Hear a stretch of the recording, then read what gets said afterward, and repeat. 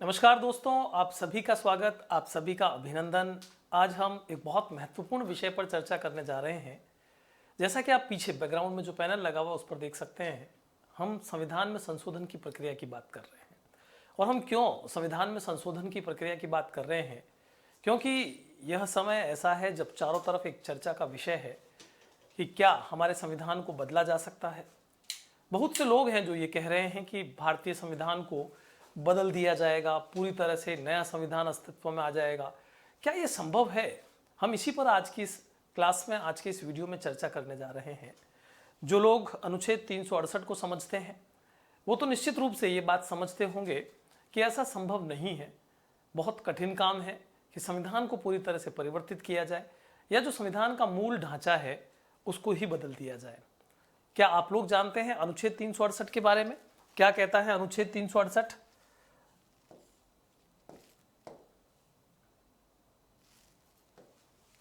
जब हम अनुच्छेद 368 की बात करते हैं, आर्टिकल 368 की बात करते हैं, तो इसके अंदर संविधान में संशोधन करने की पूरी प्रक्रिया का उल्लेख किया गया है। आज हम उन सभी बिंदुओं पर चर्चा करेंगे जिससे ये क्लियर हो जाए कि संविधान में किस प्रकार से संशोधन किया जा सकता है। सबसे पहले हम यहां बात करेंगे संविधान में संशोधन की प्रक्रिया। इसमें आप अनुच्छेद 2 और अनुच्छेद 3 की बात करें तो ये वो संशोधन है या वो बदलाव है जो वास्तव में देखा जाए तो अनुच्छेद 368 के अंतर्गत नहीं आते हैं। यानी कि साधारण बहुमत से ये परिवर्तन किए जा सकते हैं। इसके लिए विशेष बहुमत की आवश्यकता नहीं है। हम यहाँ पर साधारण बहुमत क्या है और विशेष बहुमत क्या है इसकी भी बात करेंगे। जब साधारण बहुमत की बात करते हैं, अनुच्छेद 2 ये कहता है कि संसद विधि द्वारा संघ में नए राज्यों को प्रवेश दे सकती है। यानी कि अगर हम अपने संघात्मक शासन प्रणाली के अंतर्गत किसी नए राज्य को प्रवेश देना चाहें तो हम अनुच्छेद 2 के अंतर्गत दे सकते हैं। इसके लिए हमें कोई बड़े संशोधन की आवश्यकता नहीं है। सामान्य विधि निर्माण प्रक्रिया, और सामान्य विधि निर्माण प्रक्रिया जो होती है वो साधारण बहुमत से होती है। कैसे, अभी हम उस पर चर्चा करेंगे। अनुच्छेद 3 क्या कहता है? संसद विधि द्वारा किसी राज्य का क्षेत्रफल बढ़ा सकती है। यानी कि दो राज्यों को मिलाकर के मान लीजिए किया गया है, एक राज्य से दो राज्य बनाए गए हैं, ये काम संसद साधारण बहुमत से कर सकती है। 2 बार मैंने यहाँ पर साधारण बहुमत शब्द का प्रयोग किया है, तो ये समझ लेना बहुत जरूरी है कि साधारण बहुमत क्या है। यहाँ पर आप देखेंगे साधारण बहुमत किसे कहते हैं। साधारण बहुमत का सीधा सा अर्थ ये है कि सदन में जितने सदस्य उपस्थित हैं और जितने सदस्य मतदान प्रक्रिया में भाग ले रहे हैं उनका आधे से अधिक, मोर देन हाफ। आधे से अधिक को समझने के लिए आप इस प्रकार से समझ सकते हैं कि हम मान लेते हैं जिस दिन मतदान हो रहा है उस दिन लोकसभा की कुल सदस्य संख्या उपस्थित नहीं है, लेकिन जो उपस्थित है उनकी संख्या है 400। 400 का आधे से अधिक कितना होगा? 201। इसका मतलब यह हुआ कि अगर 201 सदस्य उस विधेयक के पक्ष में मतदान कर देते हैं तो इसका मतलब वह विधेयक पारित माना जाएगा। यह हो गया साधारण विधेयक पारित करने की प्रक्रिया, जो कि आसान लगती है बिल्कुल, क्योंकि इसके लिए हमें बहुत सारे सदस्यों को अपने पक्ष में रखने की आवश्यकता नहीं होती है। लेकिन हम जब संशोधन की तरफ बढ़ेंगे, अनुच्छेद 368 की तरफ बढ़ेंगे, तो हम देखेंगे कि अनुच्छेद 368 बिल्कुल अलग तरह की बात करता है। क्या कहता है अनुच्छेद 368? संसद अपनी संवैधानिक शक्ति के द्वारा और इस अनुच्छेद में वर्णित प्रक्रिया के अनुसार, यानी कि जब भी संसद कोई संशोधन करेगी तो उसे इस अनुच्छेद में जो प्रक्रिया वर्णित है उसी के अकॉर्डिंग संशोधन करना होगा, उस पूरी प्रक्रिया से गुजरना होगा जिसका उल्लेख यहां पर किया गया है। क्या कर सकती है संसद? संविधान में नए उपबंध जोड़ सकती है या फिर जो पहले से विद्यमान उपबंध हैं उनको या तो बदल सकती है या हटा सकती है। आपको ध्यान होगा हमारे संविधान के अंदर अनुच्छेद 31 में संपत्ति रखने का अधिकार एक मूल अधिकार के रूप में था। संपत्ति का अधिकार, जिसको हम राइट टू प्रॉपर्टी कहते हैं, यह अधिकार एक मूल अधिकार के रूप में था। लेकिन इस संपत्ति रखने के अधिकार को संशोधन के माध्यम से मूल अधिकारों की श्रेणी से हटा दिया गया और इसे बना दिया गया कानूनी अधिकार। अब ये वर्तमान समय में जो है मूल अधिकार नहीं है बल्कि ये कानूनी अधिकार है। इस पर भी हम अभी थोड़ी देर बाद में विस्तार पूर्वक चर्चा करने वाले हैं। तो यहां आपने देखा कि किस प्रकार संशोधन के माध्यम से आप किसी चीज को हटा सकते हैं या किसी चीज को उसमें जोड़ सकते हैं। एक और एग्जाम्पल आप ले सकते हैं यहां पर जीएसटी का। आप सभी जानते हैं गुड्स एंड सर्विस टैक्स, ये जब लागू किया गया इसके लिए भी संविधान में संशोधन करना पड़ा। संविधान में संशोधन के पश्चात इसको लागू किया गया। अब संविधान में संशोधन करने के लिए जो हम प्रक्रिया बात कर रहे हैं वो क्या है, देखिए यह है विशेष बहुमत, जिसको हम स्पेशल मेजॉरिटी कहते हैं। क्या है स्पेशल मेजॉरिटी, क्या है विशेष बहुमत, इसको बहुत अच्छे तरीके से समझने की जरूरत है। विशेष रूप से उन लोगों को जो कि ये सोचते हैं कि संविधान में संशोधन बहुत आसानी से कर सकते हैं या किया जा सकता है, ऐसा संभव है क्या, ये देखने की जरूरत है। हम मान लेते हैं कि जो पार्टी इस समय सत्ता में है, जो पार्टी इस समय सत्ता में है, उस पार्टी के पास 400 सीट है लोकसभा में। उस पार्टी के पास लोकसभा की कितनी सीटें हैं? 400 सीट हैं। क्या वो इन 400 सीटों के दम पर संविधान बदल सकती है? ये हम इस पूरी प्रक्रिया में समझने की कोशिश करेंगे। देखिए, संविधान में संशोधन करने के लिए दो प्रकार के विशेष बहुमत की बात कही गई है। केवल एक बहुमत से काम नहीं चलेगा, दो प्रकार का विशेष बहुमत। पहला विशेष बहुमत क्या है? यह है पहला विशेष बहुमत, जिसका मतलब है संशोधन विधेयक के पक्ष में मतदान करने वाले सदस्यों की संख्या सदन की कुल सदस्य संख्या का, जितनी सदस्य संख्या है उतनी सदस्य संख्या का, यानी कि कुल सदस्य संख्या का कम से कम आधा होना ही चाहिए। यहां पर आप ये देखिए कि अगर हम बात करते हैं लोकसभा की कुल सदस्य संख्या, लोकसभा इसकी कुल सदस्य संख्या कितनी है? कितनी है आप जानते हैं? कुल सदस्य संख्या, तो लोकसभा की कुल सदस्य संख्या है 543, 543, 543 सदस्य है। अब अगर इसका हम साधारण बहुमत कहें, यानी कि आधे से अधिक की बात करें, साधारण बहुमत की बात करें, 272 बनता है, 272 सदस्य। इसका मतलब वो संशोधन विधेयक लोकसभा से तभी पारित हो पाएगा जबकि उसके पक्ष में कम से कम 272 सदस्यों का सहयोग होना चाहिए। चूंकि हम देख रहे हैं ऊपर की उस पार्टी के पास में 400 सदस्य तो है, तो इसका मतलब 272 सदस्य उसके पक्ष में हो। ये तो एक सिंपल साधारण सी बात हो गई। हम चलते हैं दूसरी तरफ, क्योंकि अभी तक तो एक चर्चा की हमने, ये है दूसरा संशोधन। मतलब संशोधन के लिए दो प्रकार की ये जो व्यवस्थाएं हैं उन दोनों का प्रयोग करना जरूरी है, उन दोनों के माध्यम से गुजरना जरूरी है। केवल एक से काम नहीं चलेगा। ये तो कम से कम 272 सदस्य तो उस संशोधन विधेयक के पक्ष में चाहिए ही चाहिए, लेकिन साथ ही साथ इस शर्त को भी पूरा करना जरूरी है कि संशोधन का समर्थन करने के लिए जो सदन में उस दिन उपस्थित है और जो सदन में उपस्थित और भाग लेने वाले सदस्य हैं उनका भी 2/3 चाहिए। उपस्थित और भाग लेने वाले सदस्यों का, उपस्थित व मतदान में भाग लेने वाले सदस्य, उपस्थित व मतदान में भाग लेने वाले सदस्य। अब अगर हम उपस्थित और मतदान में भाग लेने वाले सदस्यों की बात करते हैं, वैसे तो उस दिन हो सकता है 400 उपस्थित हो सकता है उस दिन 300 उपस्थित हो सकता है उस दिन 500 उपस्थित हो। हम तो ये मानकर चलते हैं कि उस दिन चूंकि बहुत इंपॉर्टेंट संशोधन हो रहा है, विपक्ष पूरा ये चाहता है कि हमारा एक भी मेंबर आज अनुपस्थित नहीं रहे, सभी को उपस्थित होना है और इसके विपक्ष में जाना है, कहीं ऐसा नहीं हो प्रस्ताव पारित कर दिया जाए।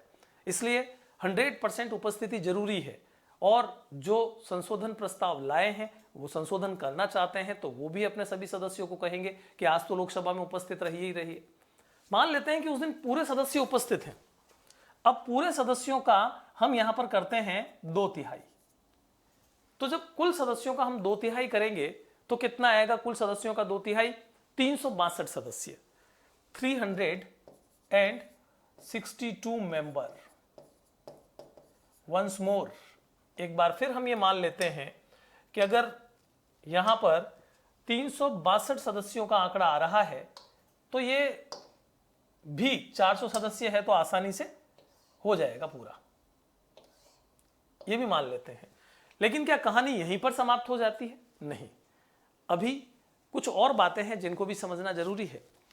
संशोधन विधेयक को संसद के दोनों सदनों में स्वतंत्र रूप से पारित होना जरूरी है। इसका मतलब यह हुआ कि तो लोकसभा से पारित हुआ है, ठीक यही प्रक्रिया राज्यसभा में भी होनी जरूरी है। केवल लोकसभा की इस प्रक्रिया से काम नहीं चलने वाला है। इसके लिए संयुक्त सत्र का कोई प्रावधान नहीं होता है। सामान्यतया यह देखा जाता है जब लोकसभा के द्वारा कोई प्रस्ताव पारित किया जाए और उस पर राज्यसभा अस्वीकृत हो, यानी कि स्वीकृति न दे, तो उसके लिए एक जॉइंट बैठक बुलाई जाती है। लोकसभा और राज्यसभा का एक संयुक्त अधिवेशन बुलाया जाता है। लेकिन यहां संशोधन प्रक्रिया में अनुच्छेद 368 बहुत स्पष्ट रूप से इस बात को बता देता है कि किसी भी प्रकार के जॉइंट सेशन की कोई व्यवस्था नहीं है, यानी कि संयुक्त अधिवेशन नहीं बुलाया जा सकता। तो लोकसभा ने तो पारित कर दिया, अब राज्यसभा भी क्या पारित कर पाएगी? तो हम राज्यसभा की तरफ मूव करते हैं। यहां से ये आ गए हम राज्यसभा की तरफ। अभी हम लोकसभा में थे, अब हम राज्यसभा में आ गए हैं। वहां से मान लेते हैं कि प्रस्ताव पारित हो चुका है, लेकिन क्या यह प्रस्ताव राज्यसभा से भी पारित हो जाएगा, यह देखने की जरूरत है। राज्यसभा की कुल सदस्य संख्या कितनी है? कुल सदस्य संख्या, राज्यसभा की कुल सदस्य संख्या है 245, 245। अब 245 सदस्यों का यहां पर हमें क्या चाहिए? यहां पर हमें चाहिए विशेष बहुमत। 245 सदस्यों का विशेष बहुमत, यानी कि 2/3। 2/3। तो जब हम यहां पर 2/3 की बात करते हैं, 163 सदस्य उसके पक्ष में होने चाहिए, ये 2/3 होता है। अब 163 मेंबर्स की बात करें तो फिर हम एक बार ये मान लेते हैं कि जिस पार्टी के पास लोकसभा में 400 सीटें हैं, राज्यसभा में भी उस पार्टी के पास में कम से कम इतनी सीटें तो होगी जिससे कि वो प्रस्ताव को वहां से भी पास करवा सके। ठीक है, वहां से भी पास हो गया, दोनों सदनों से पास करवा लिया आपने। क्या अब संशोधन हो जाएगा? यहां इससे आगे बढ़ते हुए हम देखेंगे कि आगे राष्ट्रपति की अनुमति चाहिए। किसकी अनुमति चाहिए? राष्ट्रपति की अनुमति।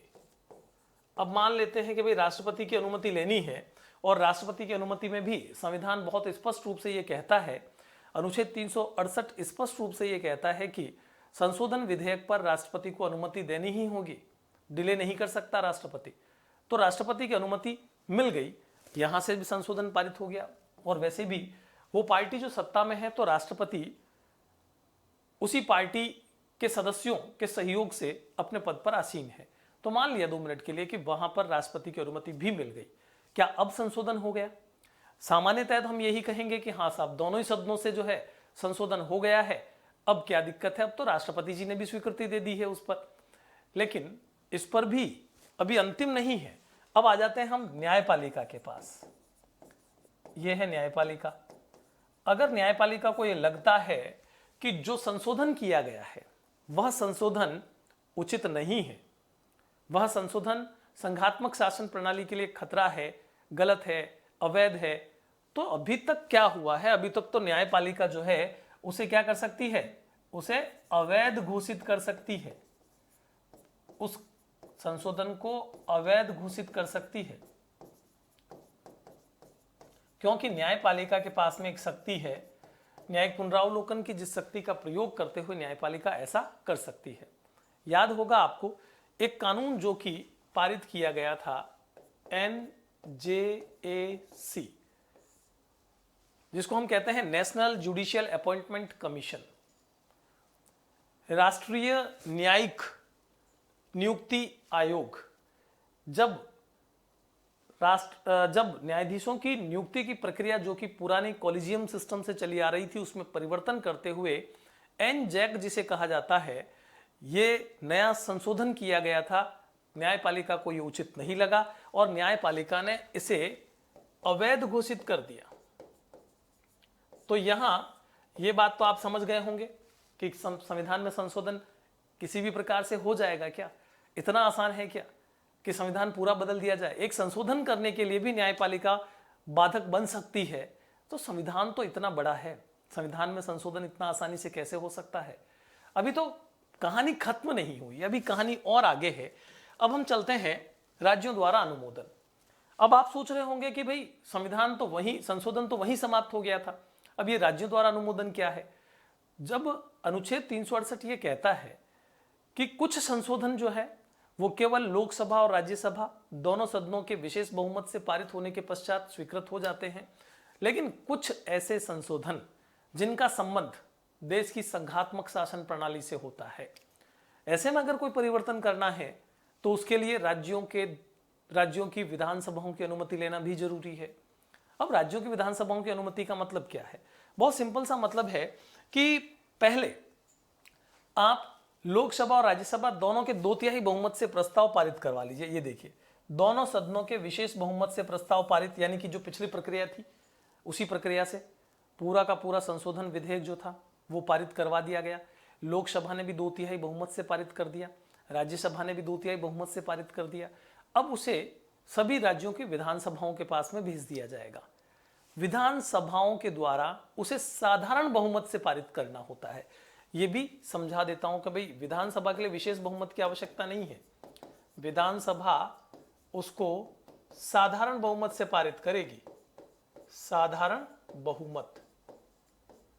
और साधारण बहुमत में आपको शुरू में ही समझा चुका हूं, आधे से अधिक सदस्य अगर उसके पक्ष में है तो वो प्रस्ताव पारित माना जाएगा। अब कितने राज्यों की विधानसभाएं उस पर स्वीकृति दे? तो कम से कम आधे राज्यों की विधानसभाओं की स्वीकृति मिलनी चाहिए, कम से कम आधे राज्यों की विधानसभाओं की स्वीकृति। अब हम फिर मान लेते हैं कि जो पार्टी इस समय केंद्र में सत्ता में है, जिसके पास 400 सीट है लोकसभा की, जिसके पास राज्यसभा में भी बहुमत है, अब क्या वो राज्यों में भी अपनी उतनी ही मजबूत पकड़ बनाए हुए है? मान लेते हैं 2 मिनट के लिए कि हाँ बिल्कुल राज्यों में भी पकड़ बनाए हुए है, राज्यों से भी वो कम से कम आधे राज्यों से उस प्रस्ताव को स्वीकृत करवा लेती है।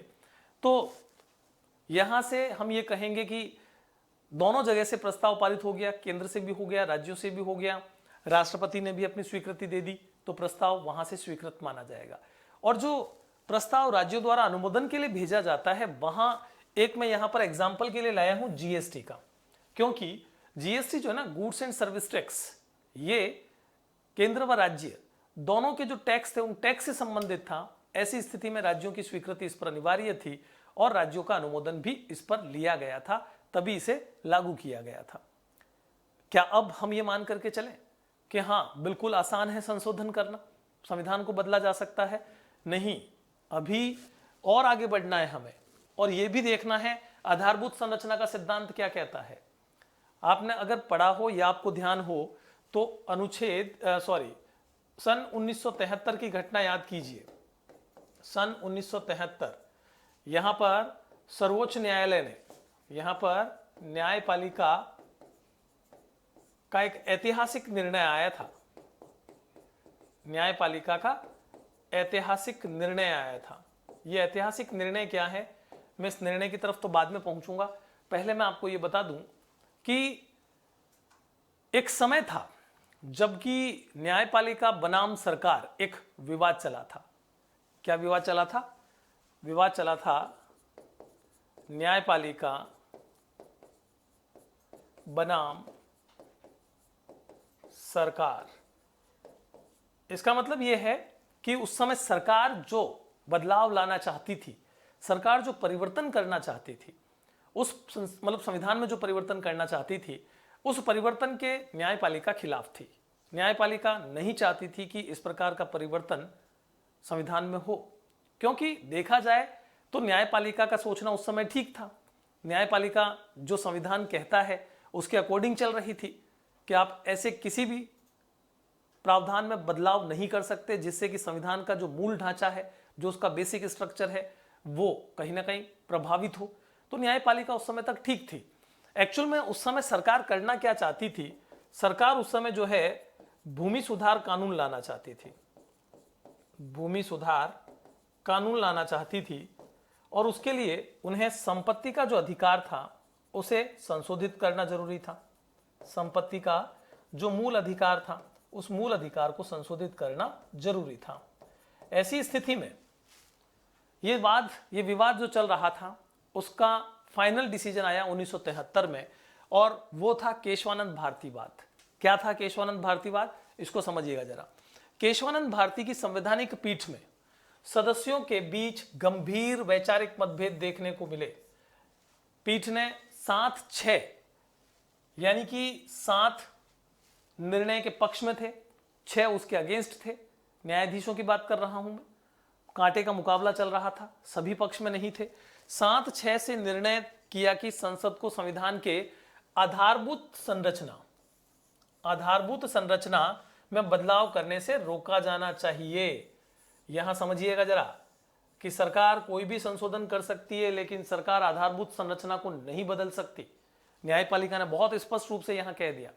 बाकायदा न्यायपालिका ने यह कहा कि अगर आप मूल अधिकार में संशोधन करना चाह रहे हैं आप कर सकते हैं, लेकिन इससे संविधान का मूल ढांचा प्रभावित नहीं होना चाहिए। तो क्या सरकार ऐसा कोई भी संशोधन कर सकती है जिससे संविधान का मूल ढांचा, जो संविधान का बेसिक स्ट्रक्चर है, उसको ही बदला जा सके?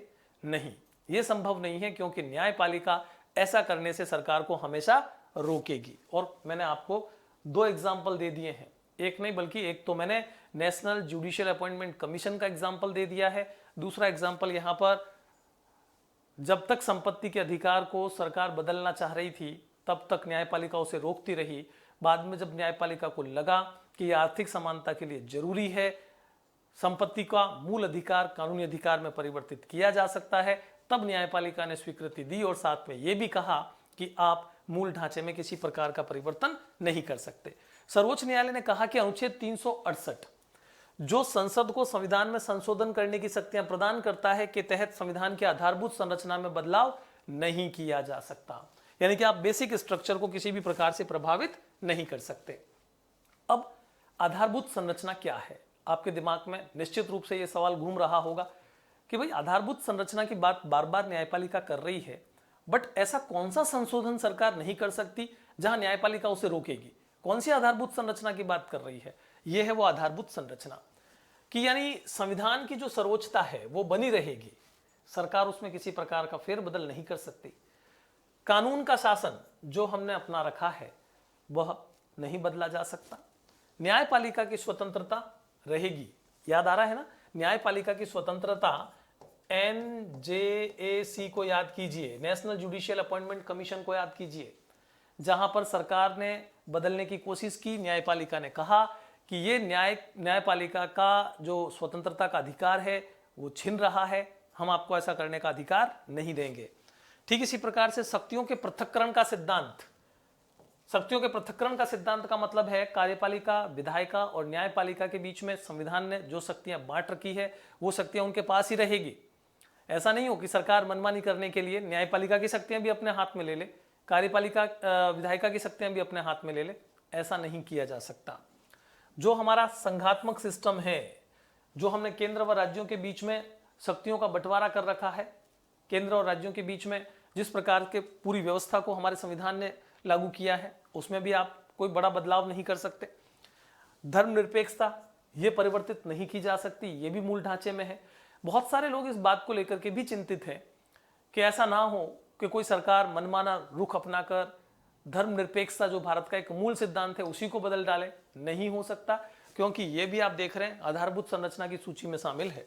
इसी प्रकार से संप्रभु लोकतांत्रिक गणराज्य नहीं बदल सकता, संसदीय प्रणाली नहीं बदल सकती, स्वतंत्र और निष्पक्ष चुनाव नहीं बदल सकते, कल्याणकारी राज्य ये नहीं बदल सकता। ये सारी वो चीजें हैं जो कि नहीं परिवर्तित की जा सकती, ये सब हूबहू रहेगी। तो फिर कैसे सोचा जा सकता है कि हम संविधान को पूरा बदलता हुआ देख सकते हैं? हमारा संविधान विश्व का सर्वश्रेष्ठ संविधान है। हमारा संविधान हमारे उन संविधान निर्माताओं के द्वारा रचित है जिनकी बुद्धिमत्ता अनेकों वर्षों तक, जो आगे के वर्ष थे उनको देख करके इस संविधान को लिख रही थी। यानी कि उन्होंने जब संविधान को लिखा तो बहुत सोच समझ करके लिखा, ऐसी कोई त्रुटि नहीं छोड़ी जिससे कि संविधान में इतना बड़ा कोई बदलाव किया जा सके। हालांकि दुनिया के ऐसे कई संविधान हैं जिनको हमने पूरी तरह से बदलते हुए देखा है। हमने सोवियत संघ के संविधान को बदलते हुए देखा है, फ्रांस के संविधान को बदलते हुए देखा है, नेपाल के संविधान को बदलते हुए देखा है, लेकिन उन संविधानों में इतनी सारी त्रुटियां थी कि वो समयानुकूल नहीं थे, इसलिए उनको परिवर्तित किया गया। लेकिन हमने भारतीय संविधान में एक विशेषता देखी है कि भारतीय संविधान की सबसे बड़ी विशेषता है कि हम इसमें आवश्यकता पड़ने पर संशोधन कर सकते हैं, जो कि अनुच्छेद 368 में वर्णित है।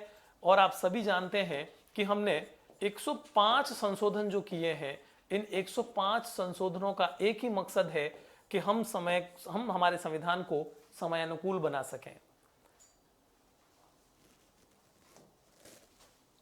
तो अब आता है समय जब हम कुछ महत्वपूर्ण ऑफर्स की बात कर लेते हैं। आप देख सक रहे हैं कि उत्कर्ष ऑनलाइन ट्यूशन क्लास 6 to 12 जो है, हिंदी और इंग्लिश मीडियम, जिसमें हम CBSE, RBSE, UP, MP, Bihar board, इन सभी को कोर्सेज दे रहे हैं। यहाँ एक प्रो बैच की व्यवस्था है। एकेडमिक सेशन 2024-25 की बात कर रहे हैं हम। इसमें क्लास 6 to 8 के लिए ओनली 3500 रुपये में है ये। क्लास 9th और 10th के लिए 5000 रुपये में है। क्लास 11th और 12th के लिए 6000 रुपये में है। आप सोच रहे होंगे प्रो बैच क्या है? भाई, प्रो बैच का बहुत सीधा सा मतलब है, एक बार आपने प्रो बैच ले लिया तो आप एग्जाम तक निश्चिंत होकर के अपनी पढ़ाई कर सकते हैं, क्योंकि आप देख सकते हैं कि इसमें हम 20% का अतिरिक्त डिस्काउंट दे रहे हैं। एक्स्ट्रा 20 लिमिटेड टाइम ऑफर मिल रहा है आपको। और ये जो प्रो बैच की हम बात कर रहे हैं, ये प्रो बैच आपको लगातार आपकी जो ट्यूशन है उसको भी दे रहा है। बाद में आपको मॉडल पेपर्स भी दिए जाएंगे, आपको क्रैश कोर्स भी दिया जाएगा। ये सारी जो सुविधाएं मिल रही है, इसी को हमने प्रो बैच कह करके यहां पर रखा हुआ है। Special features of pro batch course, ये हैं वो special features for board classes, complete syllabus, crash course, model papers. For non board classes अगर कोई प्रो बैच ले रहा है तो उनका कंप्लीट सिलेबस है, क्रैश कोर्स मिल रहा है, इंपॉर्टेंट क्वेश्चन पेपर्स मिल रहे हैं। ये सारी बातें जो है वो इस प्रो बैच की बड़ी बड़ी विशेषताएं हैं। इसलिए आपको देरी नहीं करनी है, आपको जल्द से जल्द प्रो बैच का हिस्सा बनना है, अपनी पढ़ाई को स्टार्ट करना है। और इसी प्रकार की महत्वपूर्ण जानकारियां जो आज हमने अनुच्छेद 368 के संबंध में ली है, आपको बार बार दी जाएगी इसी प्रकार के वीडियोस के माध्यम से। Thank you.